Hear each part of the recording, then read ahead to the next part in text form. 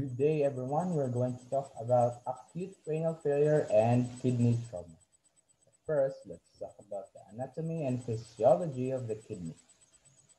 The kidneys clears harmful substances by filtering your blood and regulates blood pH, volume pressure, osmolality, as well as produce hormones. The location. The kidneys are located between T12 and L3 vertebrae, and they're partially protected by the ribs, 11 and 12, known as floating ribs.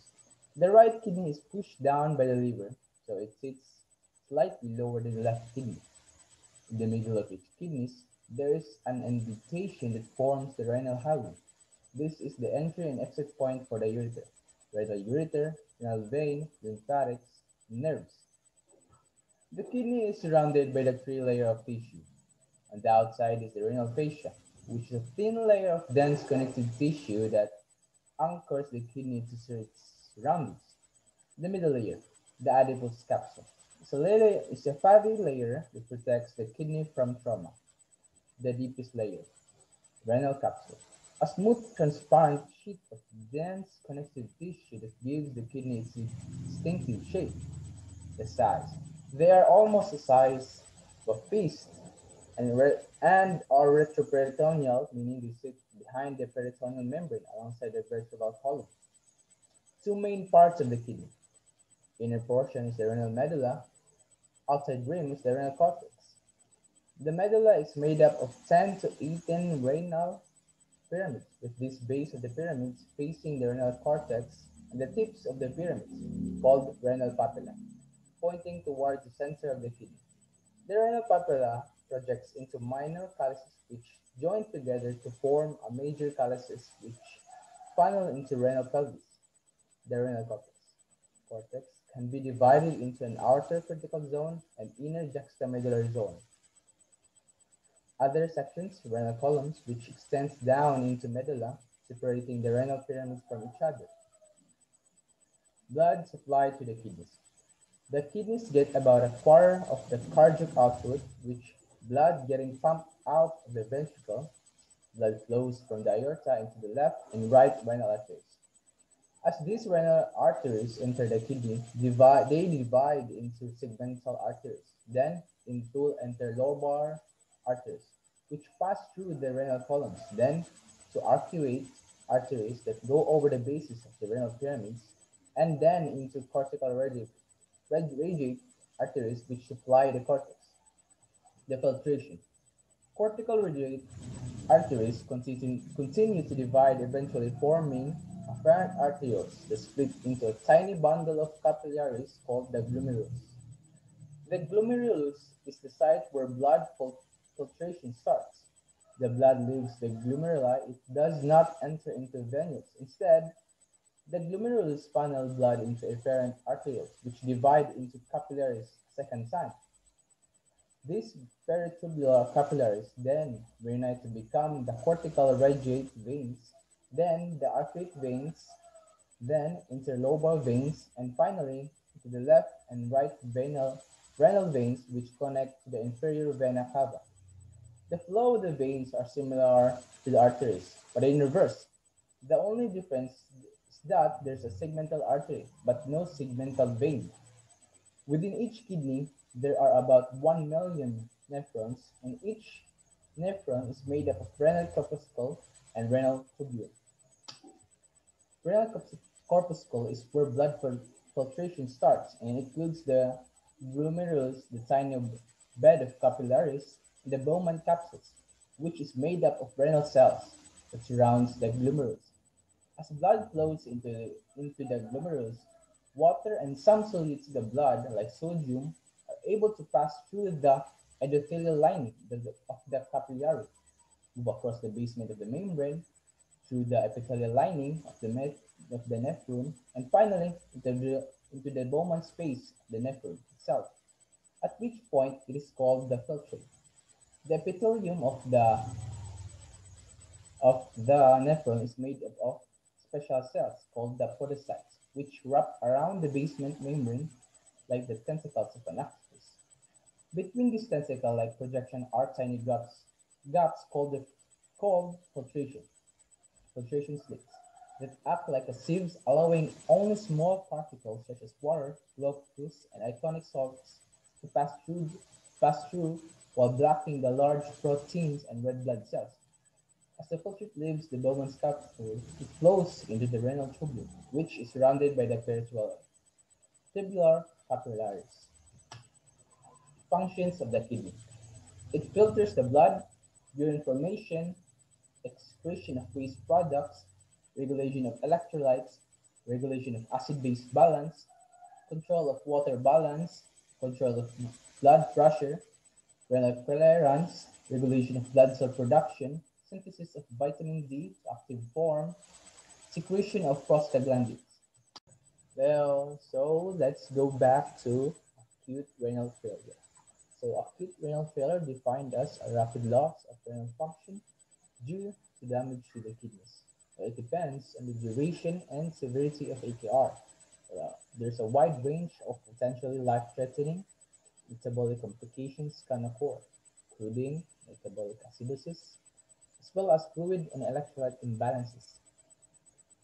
While the pathogenesis of AKF and oliguria is not always known, but there is a specific underlying cause. Some of the factors may be reversible if identified and treated properly before kidney function is impaired.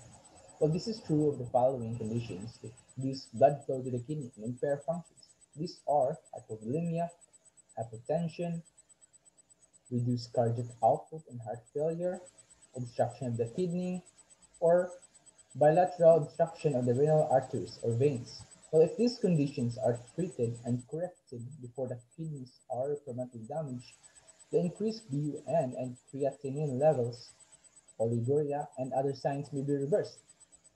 Well, although renal stones are not common cause of AKI, sometimes may increase the risk of AKI. Some hereditary stone diseases, primarily cervite stones and infection-related urolithiasis associated with anatomic and functional urinary tract anomalies, and spinal cord injury may cause recurrent bouts of obstruction, as well as crystal-specific damage to tubular epithelial cells and interstitial renal cells. So this is the classification of acute kidney failure. Risk. It is increased serum creatinine 1.5 times baseline or glomerulus filtration rate decrease greater than 25% and 0.5 ml kilogram per hour for 6 hours. Injury increased serum creatinine 2 times baseline or GFR decrease greater than 50% for 0.5 ml per kilogram per hour for 12 hours. In failure, increased serum creatinine 3 times baseline or GFR decrease greater than 75% or serum creatinine of greater than 1055 millimole per liter with an acute rise of at least 44 millimole per liter and less than of 0.3 ml per kilogram per hour for 24 hours or anuria for 12 hours. So loss and end-stage kidney disease is where there is loss of the kidney function that requires requires some form of renal placement therapy, or at least temporarily. So move on. So these are the causes of acute kidney failure. In renal failure or hypoperfusion of kidney, these are volume depletion, impaired cardiac efficiency, vasodilation. Vasodilation medications are such as anaphylaxis, antihypertensive medications, or medications that cause vasodilation and sepsis. In intrarenal failure or already damaged kidney tissues, these are prolonged renal ischemia, nephrotoxic, nephrotoxic agents, infectious processes such as acute glomerulonephritis, acute pyelonephritis, and nephrotoxic agents such as medications such as aminoglyceride, antibiotics, angiotensin, heavy metals, non-steroidal gel, and radiopet. So in post-renal failure, these are the causes are mainly urinary tract obstructions. This includes benign prostatic hyperplasia, blood clots, calculi, strictures, tumors, and calculi. So there are four phases of AKF. First one is the initiation period. It begins with initial insult and ends when oliguria develops. Number two, the oliguria period is accompanied by an increase in the serum of concentration of substances usually excreted by the kidney. Example, urea, creatinine, uric acid, organic acids, and the intracellular cations. Number three, the diuresis period is marked by a gradual increase in urine output, which signals that glomerular filtration has started to recover. Lastly, the recovery period. It signals the improvement of renal function and may take 3 to 12 months recovery.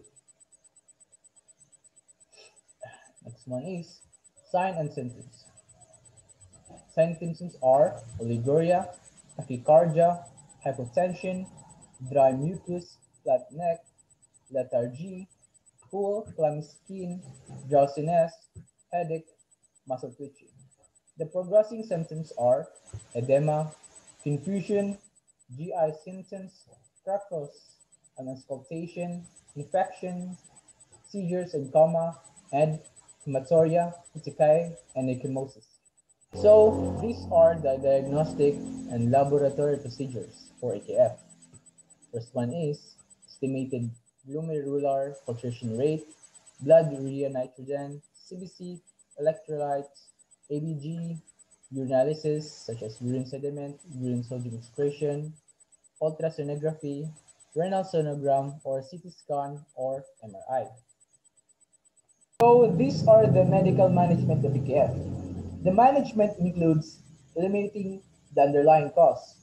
First one is maintaining fluid balance, avoiding fluid excess, renal placement therapy if indicated, renal perfusion, relieving the obstruction, supportive therapy with removal of occusative agents, hemodialysis, peritoneal dialysis.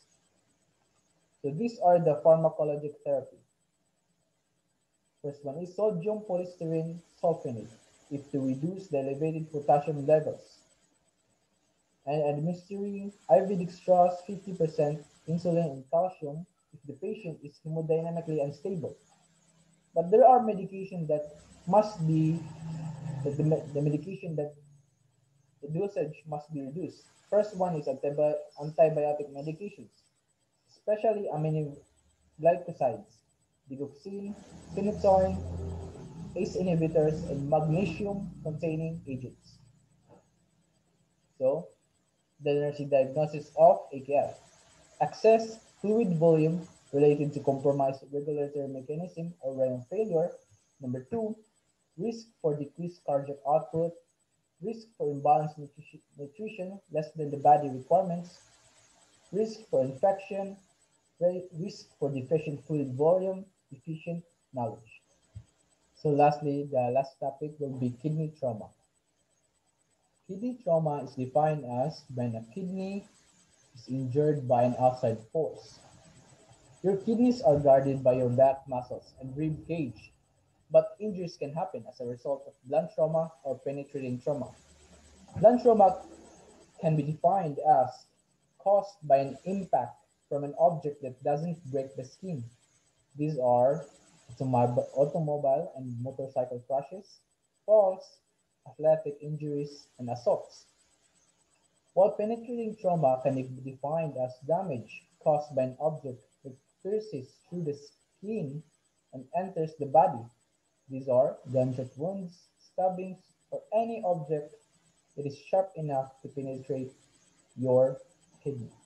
So, blunt renal trauma is classified into one of four groups. These are contusion, minor laceration, major laceration, vascular injury. Contusion or bruises or hemorrhages are under the renal capsule and collecting system intact.